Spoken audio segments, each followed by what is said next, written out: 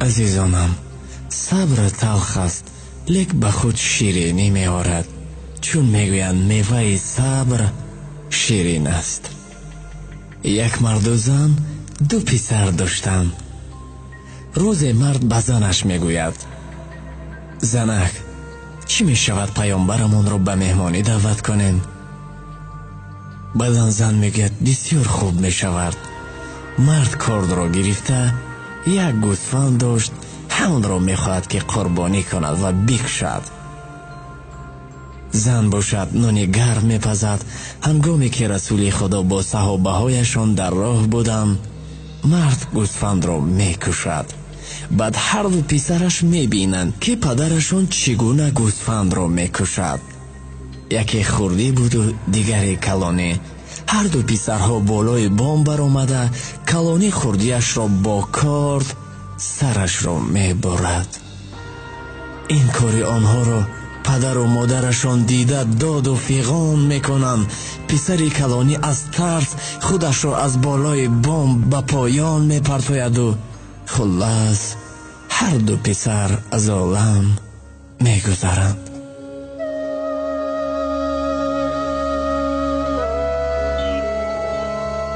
مرد از زنش خواهش میکند: زنک جان، صبر کن که مهمان ها رو به خرسندی پیشواز گیریم و گسیلانیم، بعد مردم را به جنازه دعوت میکنیم. زن که با تقوا بود، پرطاقت بود، صبورانه بود. در همین وقت پیغمبرمان با صحابه هاشون میرسند و زن و مرد آنها را با خرسندی پیشواز میگیرند. دو فرزندش از عالم گذشت است و با خرسندانه مهمان ها را پیشواز میگیرند. یگان تای ما این را طاقت کرده میتوانیم. دسترخوان میپرتویند و خوراک میآورند. بعد رسول خدا به مرد میگویند: فرزندهایت کجا؟ مرد میگوید که در بیرون بازی کرده ایستاده‌اند. بعد پیامبر میگویند که فریاد کن بیایند.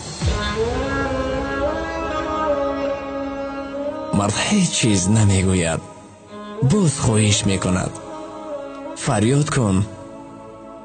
مرد چیزی نگفته فریاد میکند، اما هیچ صدا نبود. دوبار فریاد میکند. دفعه سیوم فریاد میکند که هر دو پسرش را در پیش چشمش میبیند که دوان بله پدرجان گویان میآیند. حیران میشود. پیامبر خدا میگویند: ای مرد، ما در راه بودیم که خبر مرگ فرزندان تو را فهمیده بودیم. این با صبر تو و همسرت که خداوند دید از نو به شما فرزندهایتان را داد.